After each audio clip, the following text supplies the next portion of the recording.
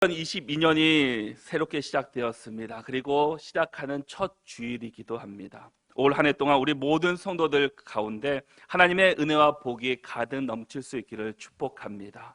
특별히 여러분의 가정과 또 직장, 또 사업 위에, 또 여러분들 자녀 위에 하나님의 인도하심으로 말미암아 우리 모두가 2022년도에는 모두가 풍성한 은혜를 경험하는 복된 인생들이 되시기를 바랍니다.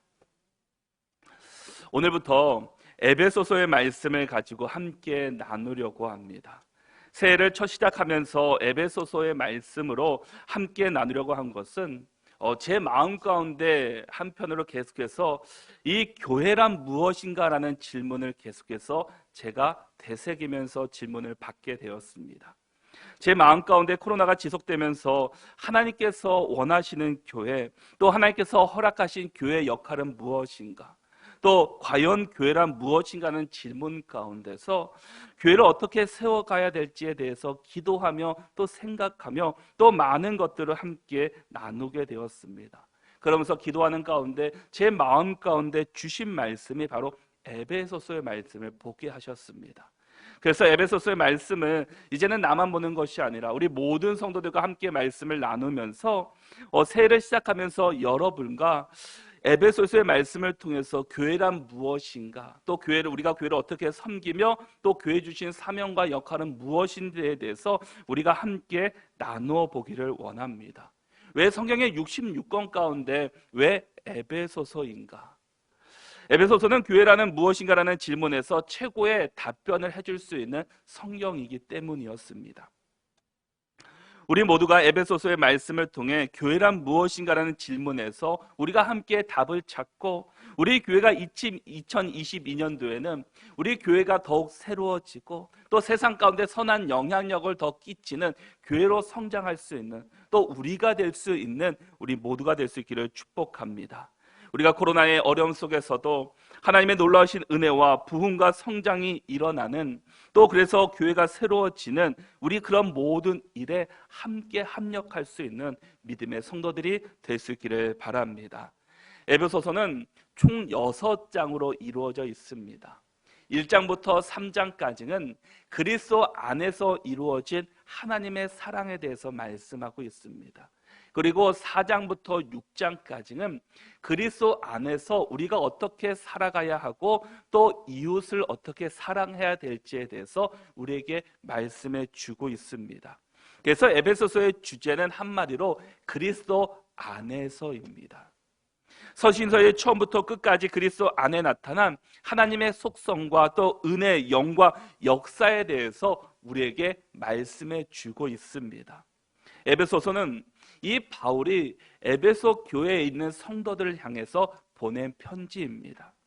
바울이 보내는 편지, 그 당시에 바울은 그 로마 감옥에 잡혀 있었습니다. 그래서 이 서신을 우리는 옥중서신이다라고 부르게 됩니다. 옥중서신을 보면은 에베소서, 빌립보서, 골로새서, 빌레몬서가 바로 옥중서신이라고 우리는 부르게 됩니다. 이 바울이 로마 감옥에 있으면서도 이 교회들을 향한 마음으로 또 교회들이 온전히 세워갈 수 있게 하기 위해서 보낸 편지 서신이었다라는 겁니다.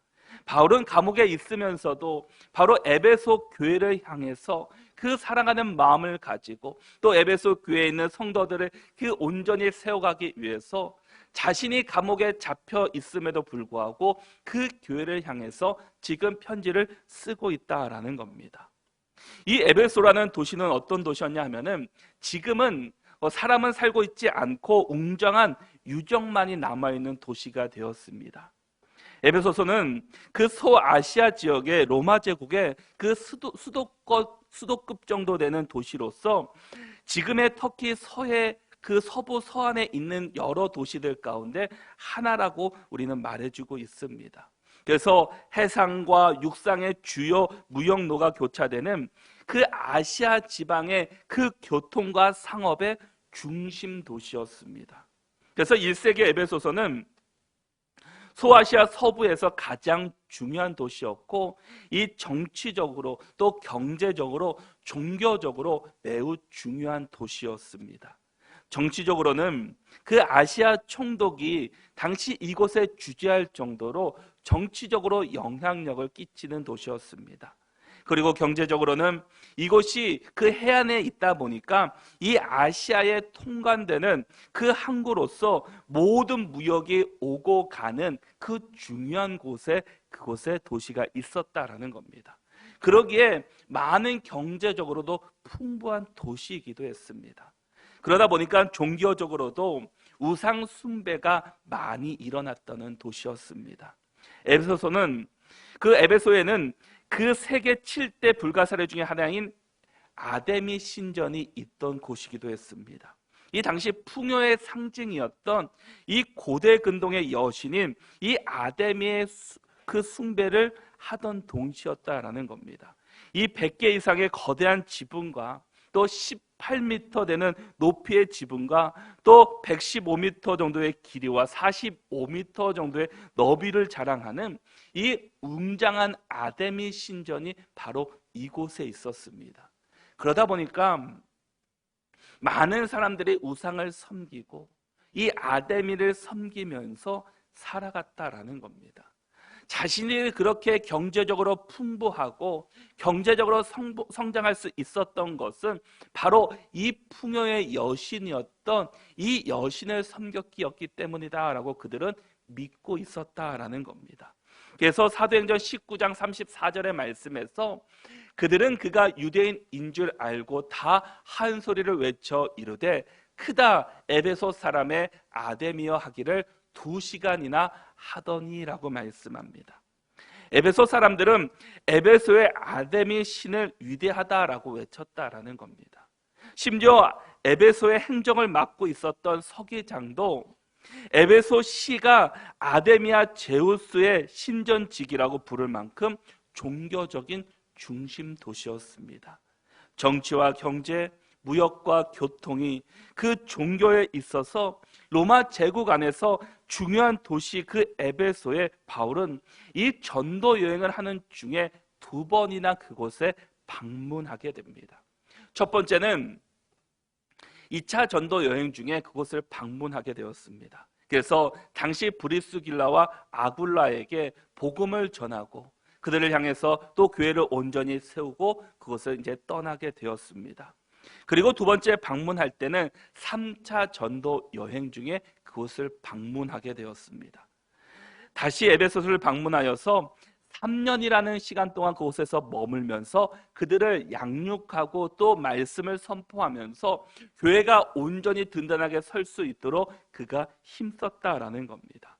그래서 사도행전 19장 9절과 10절의 말씀을 보면은 어떤 사람은 마음이 굳어 순종하지 않고 무리 앞에서 이 돌을 비방하거늘 바울이 그들을 떠나 제자들을 따로 세우고 두란노 서원에서 날마다 강론하니라.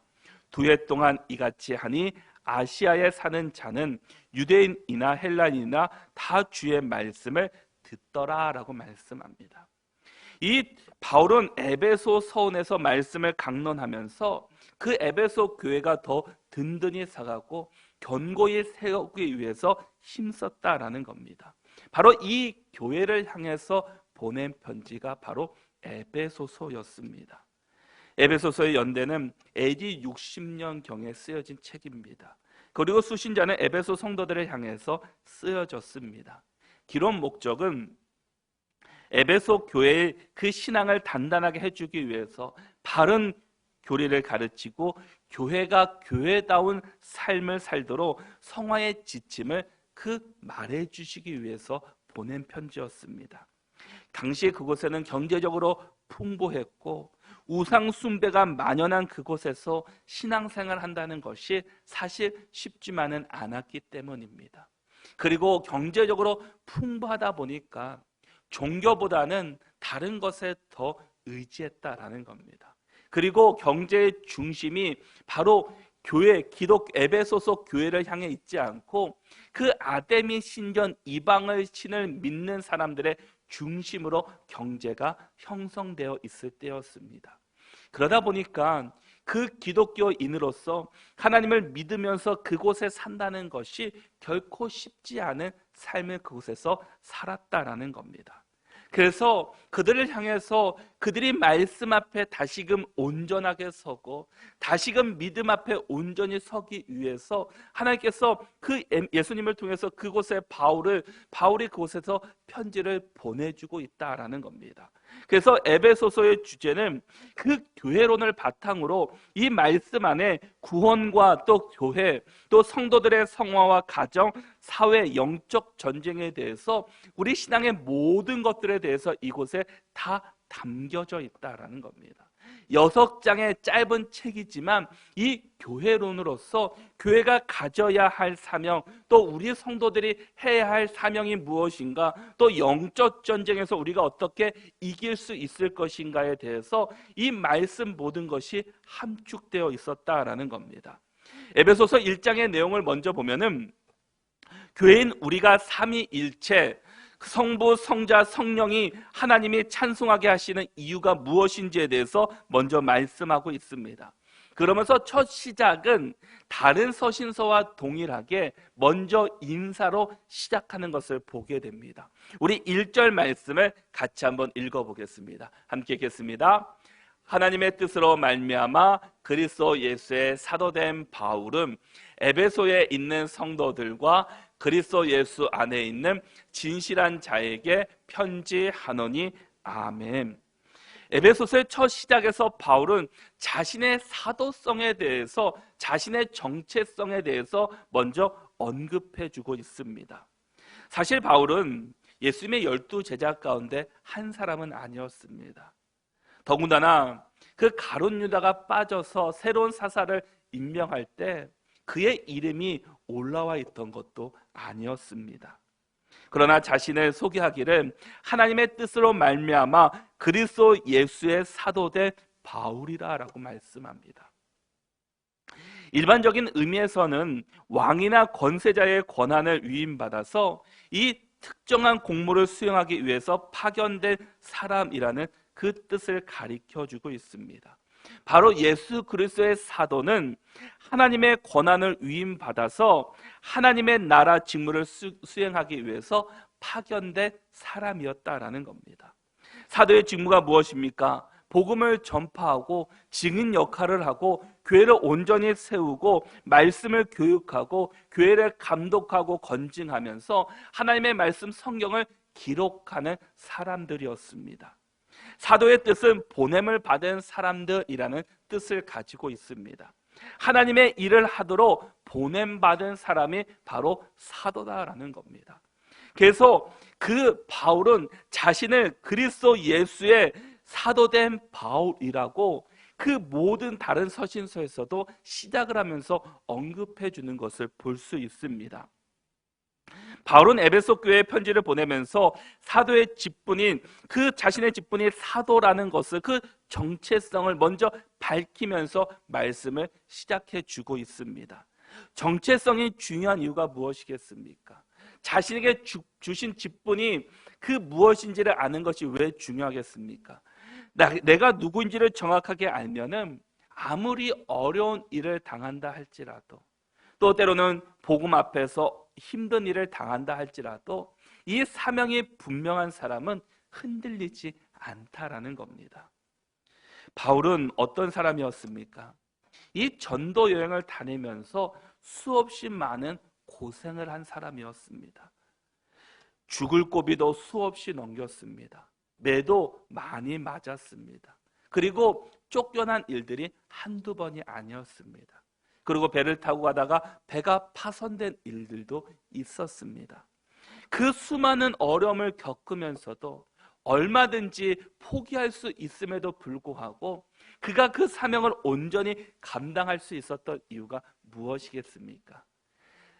내가 사도가 된 것은 내가 원해서, 내가 하고 싶어서 사도가 된 것이 아니라 예수 그리스도로 말미암아 내가 사도가 되었다라는 그 정체성을 분명히 알고 있었기 때문이었습니다. 그 정체성이 있었기 때문에 그가 흔들림 없는 믿음을 가지고 살았다라는 겁니다. 바울은 지금 로마 감옥에 있으면서도 자신의 처지가 어떻게 될지도 모르는 상황 가운데서도 지금 에베소 교회를 향해서 간절한 마음으로 편지를 보내주고 있다라는 겁니다. 지금 내 상황도 어렵는데, 내 상황도 힘든 상황 가운데 있지만, 그럼에도 불구하고 내가 세운 교회 에베소 교회가 정말 하나님의 말씀으로 다시 한번 든든히 서고, 정말 이방인들의 또 이단들의 압제에서도 그들이 꿋이 견디며 또 말씀 앞에 온전히 서기를 원함으로 그에게 편지를 보냈다라는 겁니다. 사도 바울은 사실 예수 그리스도의 사도라는 사실을 말하는 것에 대해서 많은 부담감을 가지며 살았던 사람입니다. 자신이 그리스도 예수의 사도임을 강조하는 것은 많은 사람들이 그에 대한 사도의 권위를 부정했기 때문이었습니다. 그리고 네가 무슨 사도냐고 많은 공격을 받아왔기 때문이기도 합니다. 그래서 바울은 내가 사도가 되고 싶어서 사도가 된 것이 아니라 바로 예수 그리스도로 말미암아 내가 사도의 직분을 받았다라고 말씀해 주고 있습니다. 전적인 나의 힘과 나의 공로가 아니라 하나님의 은혜로 하나님께서 주신 직분을 감당하신 것임을 그가 말하고 있다라는 겁니다. 바울은 다메섹 도상에서 예수님을 만나기 전에는 예수님을 믿고 예수님을 따르던 사람들을 억압하고 또 잡아다가 옥에 가두고 넘기는 그런 일들을 했던 사람입니다. 그런데 예수님을 만나고 나서부터 그들의 삶이 완전히 바뀌게 되었다라는 겁니다. 완전히 삶은 바뀌었지만 다른 사도들처럼 정통성을 가지고 있는 사람은 아니었습니다. 자신이 지금까지 하던 일들이 있었기 때문에 다른 사람들은 그 바울을 볼 때마다 의심을 가지고 있었다라는 겁니다. 그가 변화되었고 하나님의 말씀을 선포하고는 있지만 혹시 그것은 그냥 거짓말로 복음을 전하고 그 누가 예수님을 믿는 사람들인지를 구분하여서 그들을 옥에 가두기 위해서, 명단을 넘기기 위해서 그냥 모습만 예수님을 믿는 사람처럼 하는 것은 아닌지라는 그런 의심을 사람들에게 받았다라는 겁니다. 그러다 보니까 복음 전하는 일도 매우 쉽지가 않았습니다. 그렇기 때문에 그에게 있어서 이 사도라는 정체성, 이 사도라는 직분에 대한 그 말씀이 그에게는 매우 중요했다라는 겁니다. 그래서 사도행전 9장 15절에서도 주께서 이르시되 가라, 이 사람은 내 이름을 이방인과 임금들과 이스라엘 자손들에게 전하기 위하여 택한 나의 그릇이다 라고 말씀하고 있습니다. 바울은 이방인과 또 임금들과 이스라엘 자손들 그 모두에게 복음을 전하기 위해서 주님께 택함 받은 사람이다라고 자신을 말해주고 있습니다. 그래서 바울 자신은 유대인과 이방인 또 헬라인, 야만인 모두에게 빚진 자라고 말씀해 주고 있다라는 겁니다.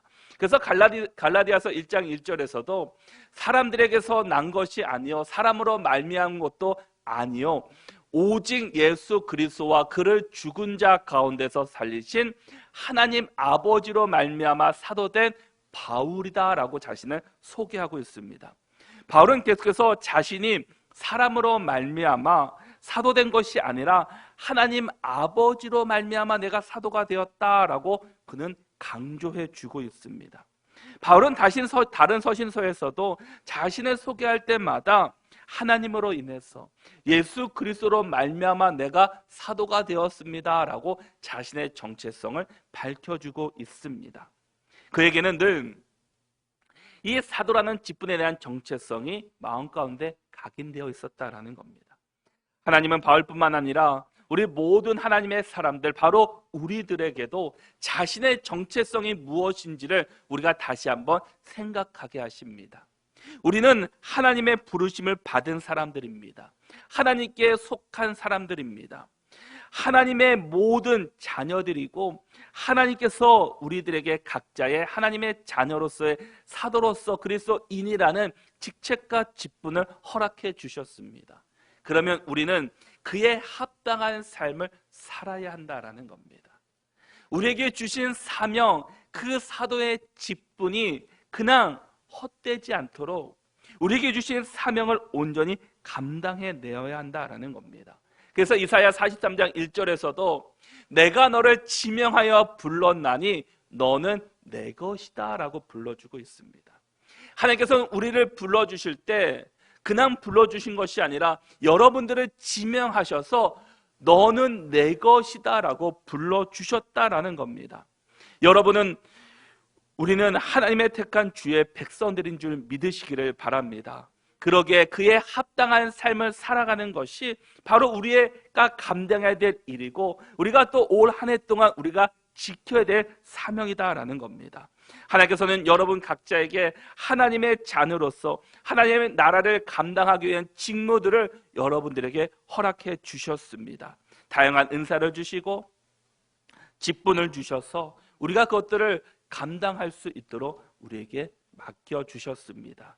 우리를 불러주시고 주의 자녀로 택하여 주신 그 하나님 앞에 우리가 그 뜻을 이루기 위해서 우리가 살아가야 할 것입니다. 우리의 신앙은 그 누구의 것이 아니라 하나님의 뜻으로 말미암아 된 것임을 우리는 잊지 않기를 바랍니다. 우리는 어디를 가든지 우리의 정체성을 잊지 말고 성도라는 정체성, 하나님의 아들과 딸이라는 정체성, 또 하나님의 자녀라는 그 정체성을 우리가 꼭 기억하면서 우리가 어떤 상황 속에서도 하나님의 직분을 잘 지키며 또 하나님께서 우리 각자에게 주신 사명을 온전히 감당하여서 우리 모두가 하나님의 영광을 드러낼 수 있는 믿음의 성도들이 될 수 있기를 바랍니다. 우리 모두가 하나님의 자녀, 주의 백성, 그리스도인이라는 정체성을 잃지 말고 우리에게 주신 사명의 자리를 잘 지켜서 우리 모두가 하나님을 기쁘시게 하고 하나님의 영광을 높여낼 수 있는 우리 모두가 다 되시기를 바랍니다. 우리 1절의 말씀을 다시 한번 같이 읽어보겠습니다. 함께 읽겠습니다. 하나님의 뜻으로 말미암아 그리스도 예수의 사도된 바울은 에베소에 있는 성도들과 그리스도 예수 안에 있는 신실한 자들에게 편지하노니 아멘. 에베소서의 수신자는 에베소에 있는 성도들과 그리스도 예수 안에 있는 신실한 자들이라고 편지해주고 있습니다. 1절의 말씀만을 봤을 때는 수신자가 또 계층들이 여러 있는 것처럼 보이게 됩니다. 그런데 어떤 주석인 브루스 박사의 주석에 보면은 바울과 그의 동역자들에게 성도와 그 그리스도 안에 신실한 자들은 동일하고 이야기를 하고 있습니다. 동일한 사람들이다라는 겁니다. 그렇다면 여기서 성도는 어떤 사람임을 말해주고 있습니까? 그것은 성도는 그리스도 안에 있는 신실한 사람들이다라는 겁니다. 성도라는 직분은 우리가 그냥 교회만 오면 주는 직분이 아니라 사실은 성도라는 직분은 매우 귀한 직분입니다. 매우 중요한 직분이다라는 겁니다. 왜냐하면 그리스도 안에 있는 신실한 사람들이라는 뜻이기 때문입니다. 우리가 교회에 처음 왔을 때 많은 사람들이 우리에게 성도라고 부르게 됩니다. 그런데 그 성도라는 뜻 안에는 이제는 세상 가운데 있는 사람이 아니라 예수 그리스도 안에 신실한 사람이다라는 뜻을 가지고 있다라는 겁니다. 그러기에 우리가 성도가 되었다라는 것은 이제는 세상 가운데 속해 있는 사람이 아니라 이제는 우리가 예수 그리스도 안에 신실하게 속해 있는 사람임을 말씀해 주고 있습니다.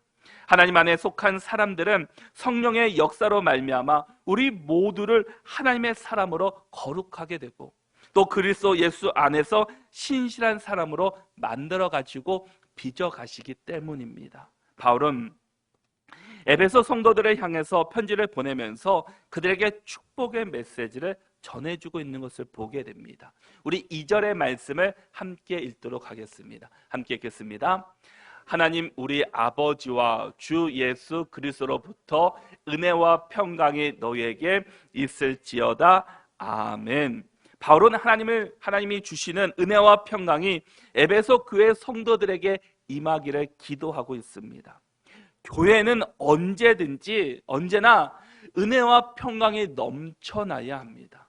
바로 교회는 은혜와 평강이 넘치는 또한 전파되어야 되는 곳이다라는 겁니다. 은혜는 사랑, 호의, 받을 수 없는 자들에게 주시는 값없이 주시는 하나님의 선물입니다. 은혜는 우리의 힘으로 얻는 것이 아니라 전적인 하나님께서 베풀어 주시는 선물이다라는 겁니다. 우리가 은혜를 받는 것, 은혜가 항상 우리 안에 넘쳐나는 것은 매우 큰 축복 중에 하나입니다. 누가 예수님을 믿어 구원을 받습니까? 바로 하나님의 은혜를 받은 사람들이 바로 그런 구원의 은혜를 받게 됩니다. 그래서 에베소서 2장 8절과 9절의 말씀에서는 너희는 그 은혜에 의하여 믿음으로 말미암아 구원을 받았으니 이것은 너희에게서 난 것이 아니요 하나님의 선물이라. 행위에서 난 것이 아니니 이는 누구든지 자랑하지 못하게 함이라라고 말씀합니다. 우리가 어떠한 노력, 우리의 어떠한 행위, 어떠한 힘으로써 이것들을 얻는 것이 아니다라는 겁니다. 전적인 하나님께서 주셔야지만 얻을 수 있는 것이 은혜입니다. 그래서 은혜는 하나님께서 우리에게 베풀어 주시는 바로 귀한 선물입니다. 그러기에 내가 받는 선물을 우리가 자랑하는 것이 없다라는 겁니다. 나의 공로가 아무것도 그곳에 있지 않기 때문입니다.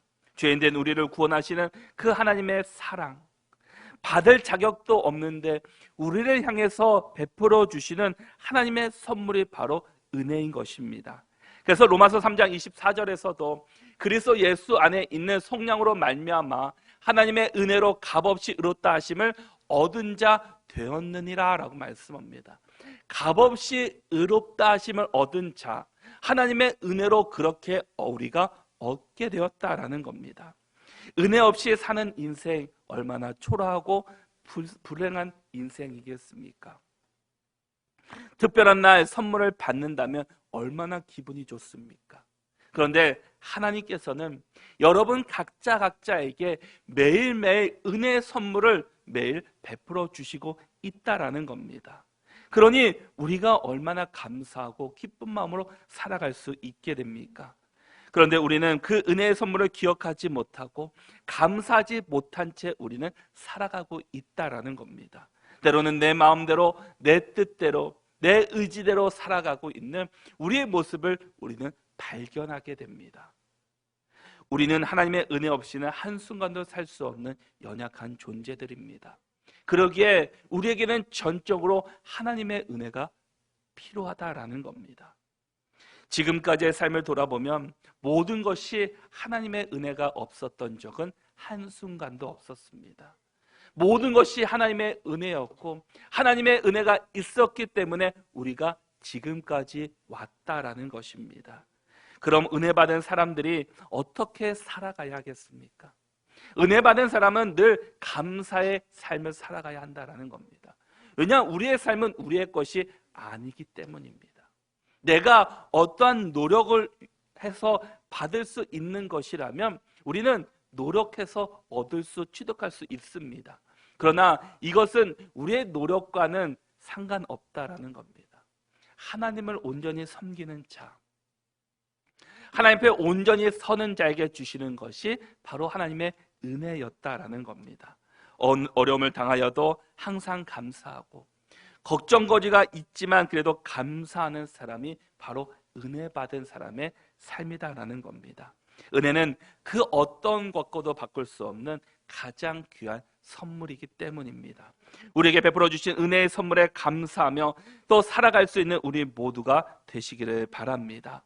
은혜가 샘물이라면 이제 그 샘에서 나오는 것이 바로 평강과 평화라는 것입니다. 내가 은혜를 받은 사람인데 평화와 평강이 우리 가운데 흘러 넘치지 않는다면 우리의 신앙을 다시 한번 우리는 점검해 보아야 합니다. 은혜 받은 사람 가운데 나타나는 것이 바로 평강, 평화이기 때문입니다.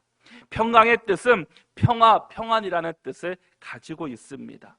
어떤 환경의 지배를 받지 않는, 어떠한 환경에서도 우리가 누릴 수 있는 것이 이 평화라는 것입니다. 그래서 에이렌의 샬롬이라고 성경에서는 말해주고 있습니다. 이 평화는 하나님과의 관계가 온전히 형성될 때, 온전히 나타날 때 우리에게 주시는 하나님의 평안함입니다. 그런데 이 은혜와 평강은 세상에서 주는 것이 아니라 하나님 아버지, 예수 그리스도로부터 우리에게 임한다라는 겁니다. 세상에서 아무리 많은 것을 얻는다 할지라도 그것은 잠시의 기쁨이다라는 겁니다. 잠시의 평안, 그 안정을 찾을 수는 있지만 영원하지는 않다라는 겁니다. 그러기에 오직 하나님만이 평화를 주시고 평강을 주시는 하나님이십니다. 그래서 아무리 세상이 힘들어도 어려워도 하나님 주시는 은혜의 힘과 어떤 환경에도 그 방해받지 않는 평화를 누린다면 우리는 어떠한 시련도 당당하게 승리하며 이겨나갈 수 있게 될 것입니다. 하나님께서 주시는 은혜와 평강이 우리의 삶 가운데 가득 넘칠 수 있기를 바랍니다. 그래서 요한복음 20장 21절에서도 예수께서 또 이르시되 너희에게 평강이 있을지어다. 아버지께서 나를 보내신 것 같이 나도 너희를 보내노라 라고 말씀합니다. 부활하신 예수님께서 제자들에게 나타나셔서 하신 말씀입니다. 너희에게 평강이 있을지어다. 하나님께서는 우리에게 평강을 주시는 하나님이십니다. 그리고 하나님께서는 우리에게 그 평화, 그 화목해 하는 직분을 우리에게 허락해 주셨습니다. 그러기에 우리가 이제는 그 평화를 가지고 그 평화를 흘러보낼 수 있는 사람들이 되어야 합니다. 우리가 물이 있습니다.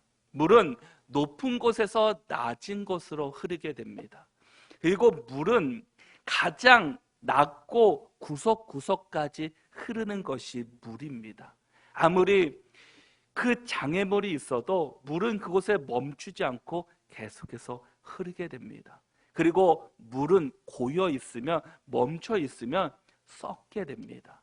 이것처럼 하나님께서 우리에게 은혜를 주시고 평강과 평화를 주셨다면 내가 먼저 믿는 사람으로서 그 평화와 은혜를 주변 사람들에게 흘려보낼 수 있는 사람들이 되어야 한다는 겁니다.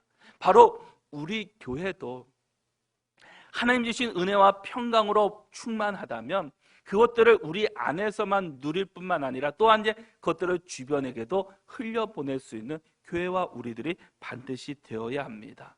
그래서 우리 모두가 이 은혜와 평강을 누리면 먼저 우리가 그것들을 누려야 한다는 겁니다. 그런데 우리가 여기서 오해하지 말 것이 하나 있습니다. 이 평강을 세상에서 주는 그 복이라고 착각하면 안 된다는 겁니다. 사실 우리의 마음이 평안해지고 또 하나님 앞에 온전히 서고 마음 가운데 평화가 이루어지면 자연스럽게 세상에서 주는 복도 흘러 들어오게 됩니다. 그런데 우리가 마음이 답답하고 마음이 그 어지럽고 마음의 안정을 찾지 않으면 세상의 복도 흘러 들어오지 않는다라는 겁니다. 이것처럼 우리에게 주신 하나님의 은혜와 평강이 우리 가운데 먼저 흘러 넘칠 수 있는 믿음의 사람들이 되어야 한다라는 겁니다. 그래서 마태복음 11장 28절에서도 수고하고 무거운 짐진 자들아 다 내게로 오라 내가 너희를 쉬게 하리라 라고 말씀합니다. 세상에서 수고하고 무거운 짐진 자들이 우리가 나가야 할 곳은 바로 주님께 나가야 된다라는 겁니다. 주님께 나갈 때 주님께서 우리에게 참된 쉼을 주시고 우리에게 새로운 평안과 은혜를 허락해 주실 것을 말씀해 주시고 계십니다. 우리가 하나님 앞에 나가면 하나님께서는 우리 모든 짐을 벗겨주시고 우리에게 평강의 복으로 우리 하나님께서 함께해 주실 것입니다. 진정한 평강을 주시는 주님을 우리가 만날 수 있기를 바랍니다. 세상에서 주는 잠깐의 평화가 아니라 영원한 평안을 주시는 그 하나님을 우리가 온전히 모셔서 올 2022년 그 한 해 동안 하나님이 주신 은혜와 평강을 누리며 살아가는 우리 모든 믿음의 성도들과 그 가정들이 되시기를 축복합니다. 은혜와 평강의 복을 누릴 수 있는 것은 오직 예수 그리스도 안에 있을 때입니다. 은혜와 평강을 주시는 분은 바로 하나님이시고 예수 그리스도라는 것입니다. 그러기에 우리 모두가 세상 가운데 평화를 찾고 평강을 찾는 것이 아니라 예수 그리스도 앞에 나와서 하나님의 은혜를 경험하고 하나님께서 베풀어 주신 진정한 평안을 누릴 수 있는 우리 모두가 될 수 있기를 바랍니다. 그래서 우리 모두가 주 안에 머물므로 주님께서 허락하신 은혜와 평강이 여러분 가운데 함께 하시고 또 여러분의 가정과 직장, 사업장 가운데 올 한 해도 은혜와 평강이 넘칠 수 있는, 또 우리 교회가 은혜와 평강이 넘치는 교회로 세워갈 수 있는 우리 모두가 다 되시기를 바랍니다.